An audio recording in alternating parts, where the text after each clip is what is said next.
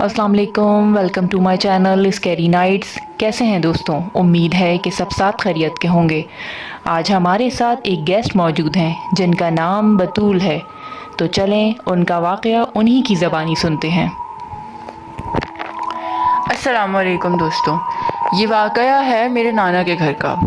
कुछ अर्से पहले मेरे नाना के पुराने मालिक के मकान ने उन्हें मकान खाली करने का नोटिस दिया था, और क्योंकि नोटिस बहुत कम टाइम का था तो हमें फौरी तौर पर वो घर खाली करके कोई नया घर ढूंढना था। नए घर की तलाश में हमने काफ़ी जगह देखी, मगर हमें कोई जगह समझ न आई। फिर बिल आखिर हमने एक घर पे इत्तेफाक किया कि हम अब यहीं पर शिफ्ट होंगे। वो घर एक बहुत ही तंग गली में था। वो घर काफ़ी तंग गली में था।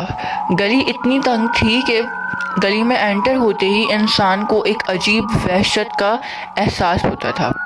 खैर, ये लोकेशन है हैदराबाद यूनिट नंबर 9 गोट की।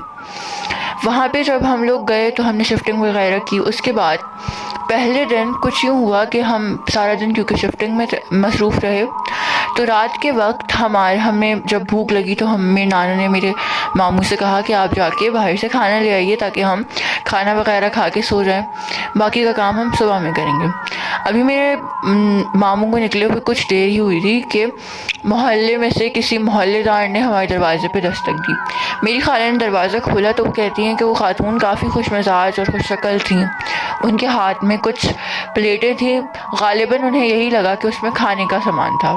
खैर, हम उन्हें अंदर बुला लाया क्योंकि ज़ाहिर सी बात है मोहल्लेदार थी, और हमने सोचा कि चलो अच्छा है कि आते ही पहले ही दिन अच्छे ताल्लुकात कायम हो जाए मोहल्ले वालों से। खैर, वो जो खातून थी वो हमारे घर में आई। हमने उनसे बातचीत की तो उन्होंने हमें बताया कि ये जगह काफ़ी पुरस्कार है। कहा यह जाता है कि ये जगह कदीम ज़माने में एक बाड़ा था, और ये बाड़ा काफ़ी वसी और अरीज़ रकबे पर मुश्तमिल था।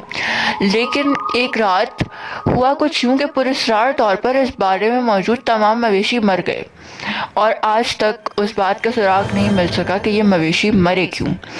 लेकिन खैर, हम लोगों ने इस बात को हंस कर टाल दिया कि हम इन चीज़ों पर यकीन नहीं रखते। खैर, वो मोहल्लेदार जो थी उन्होंने वो खाने की प्लेटें हमारे हवाले की और अपने घर चली गई। उन खाने की प्लेटों में बहुत मज़ेदार शीर खुरमा था। वो शीर खुरमा हम सब ने पेट सैर होकर खाया। खैर, बहुत मज़ेदार था। कुछ अरसे के बाद यहाँ से अनस्टॉपेबल पैरानॉर्मल एक्टिविटीज़ शुरू हुई। होता कुछ यूँ है कि मेरा एक कज़न हमारे सहन में रखी हुई बाइक पर बैठा हुआ था। रात हो चुकी थी, हम सब कज़न्स मिलके बातें कर रहे थे, हंसी मजाक कर रहे थे। कुछ देर के बाद हम सबको एक बहुत ज़ोरदार थप्पड़ पड़ने की आवाज़ आती है। जब सब पलट कर देखते हैं तो मेरा वो कज़न अपनी गुद्दी पर हाथ रखे चीख रहा होता है। हाथ हटाकर देखा जाता है तो मालूम ये होता है कि किसी ने मेरे कज़न की गुद्दी पर इतना ज़ोरदार और इतना शदीद तमाचा रसीद किया है कि उसकी गुद्दी पर उसकी उंगलियों के निशान छप गए हैं। और उस तमाचे की शिद्दत इतनी थी कि मेरा कज़न एक हफ्ते से ज़ायद के लिए बुखार में तपता रहा।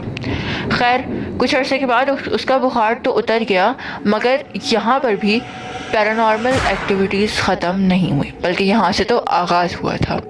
अब सुनिएगा कि हुआ क्या। मेरी एक और कज़न ज़ुफ़रा जो कि साइकिल चला रही थी। अच्छा, उस घर के सामने उसी गली में एक बहुत ख़तरनाक किस्म का पेड़ भी था जिसके करीब जाते ही इंसान पर वहशत तारी हो जाती थी। वो कज़न वहाँ पर साइकिल चला रही थी। चलाते चलाते मगरिब की अज़ानें हुई। उसने कहा कि बस आखिरी राउंड लेकर आती हूँ, फिर हम अंदर चल देते हैं। वो आखिरी राउंड न जाने कैसा राउंड था कि जब वो लेने गई, उस पेड़ तक पहुंची तो किसी चीज़ से अटक के मेरी वो कज़न गिर गई। गिरने से उसके सर पे शदीद चोटें आईं, लेकिन जैसे हर बच्चा गिर जाता है, हमने भी इस बात को कुछ ज़्यादा सीरियसली नहीं लिया। क्योंकि वो कराची से आई थी तो वो अपने घर वापस चली गई। घर जाने तक भी उसकी तबीयत संभली नहीं थी, बल्कि उसके दर्द में दिन ब दिन इजाफा हुआ जा रहा था।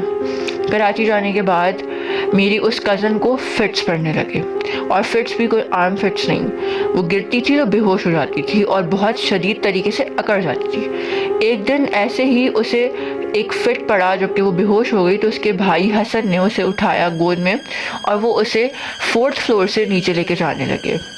اب 4th فلور سے جب اس کے بھائی اسے گود میں اٹھا کر تیزی سے نیچے جا رہے تھے ڈاکٹر کے پاس لے جانے کے لیے، تو ہوا کچھ یوں کہ وہ کہتے ہیں کہ میرا ہاتھ اور پیر اس طریقے سے ڈس بیلنس ہوا کہ وہ میری بہن میری گود میں سنبھل نہ سکی اور وہ میرے ہاتھ سے گر گئی۔ جب زفرہ ان کی گود سے گری تو زفرہ رول ہوتے ہوئے 4تھی منزل کی سیڑھی سے آخری منزل کی سیڑھی تک کا سفر اس نے طے کیا۔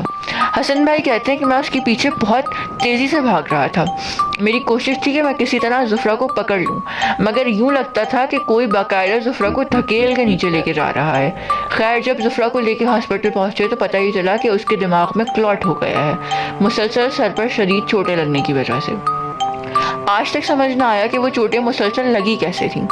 خیر وہ کلاٹ اتنا خطرناک تھا کہ جب وہ زفرہ کے جس اعضاء پر جاتا وہ اعضاء اس کا کام کرنا چھوڑ دیتا۔ مثلاً اگر دماغ کی طرف جاتا تو زفرہ کی سوچنے کی صلاحیت ختم ہو جاتی، زفرہ پہچان نہ پاتی، یادداشت کھو بیٹھتی، آنکھوں پر جاتا تو نظر آنا بند ہو جاتا۔ اسی طرح کافی دن گزر گئے۔ پھر ہمارے ایک رشتہ دار جو زفرہ کی احوال پرسی کے لیے آئے تھے، انہوں نے کہا کہ دیکھیے کیونکہ اب آپ میڈیکیٹڈ علاج تو کروا ہی چکے ہیں اور کروا رہے ہیں، سمجھ میں نہیں آ رہی، رپورٹس کلیئر آ رہی ہیں، کچھ سمجھ نہیں آ رہا، تو ایک کام یہ کریں کہ اب ہم اس کا روحانی علاج کرواتے ہیں، ہو سکتا ہے کہ نظر بد وغیرہ کچھ ہو۔ تو خیر روحانی علاج کے لیے ایک عالم دین کے پاس زفرہ کو لے جایا گیا۔ جب زفرہ ان عالم دین کے پاس گئی تو ان عالم دین نے بتایا کہ یہ جو وہاں پر سائیکل چلا رہی تھی، اس سائیکل پہ جب یہ گری تھی تو یہ خود سے نہیں گری تھی، بلکہ اس نے اس وقت جن کے کسی بچے کے پیر پر سائیکل چڑھا دی تھی، جس کے نتیجے میں وہ جن زفرہ سے اپنے بچے کا بدلہ لینے پر تل آیا اور اس نے زفرہ کی یہ حالت کر دی۔ خیر پھر انہوں نے پوچھا کہ اب ہم کیا کریں، تو انہوں نے کہا کہ یہ جن کہتا ہے کہ جس طرح سے اس نے میرے بچے کو ڈسیبل کیا ہے میں بھی اس کو نقصان پہنچاؤں گا۔ تو خیر انہوں نے کہا کہ کافی جدوجہد کے بعد اس جن نے کہا کہ اچھا جو کپڑے اس نے زیب تن کیے ہوئے تھے اس وقت سائیکل چلاتے ہوئے وہ کپڑے مجھے چاہیے۔ زفرہ کا وہ نیلے کلر کا سوٹ اور نیلے کلر کی پونی جو زفرہ نے پہنی ہوئی تھی وہ ہم نے ان کو دی، اور اس واقعے کے بعد ہم سب کو اس بات پر یقین ہو گیا کہ ہاں یہ گھر پراسرار ہے۔ لیکن اس کے بعد ہم نے اس گھر کا بھی علاج کروایا، تعویذ وغیرہ پہنے، اور اب ہم لوگ اس چیز کا بھرپور خیال رکھتے ہیں کہ ہم اس گھر کے ہر کونے میں ذکر خدا کریں، نماز پڑھیں اور پاکیزگی اور طہارت کا خیال رکھیں۔ لیکن یاد رہے کہ ہم بھی ابھی اس گھر میں رہتے ہیں اور وہ نہ نظر آنے والی مخلوقات بھی اسی گھر میں بسیرا کرتی ہیں۔ شکریہ۔ تو یہ تھا ان کا واقعہ جو انہوں نے ہم سے شیئر کیا۔ آپ کا بہت شکریہ بطول۔ اگر آپ ہمارے چینل پہ نیو ہیں تو ہمارے چینل کو سبسکرائب کیجئے گا اور میری ویڈیو کو لائک کرنا نہ بھولیے گا۔ ملتے ہیں آپ سے اپنی اگلی ویڈیو میں، اپنا بہت خیال رکھیے گا۔ خدا حافظ۔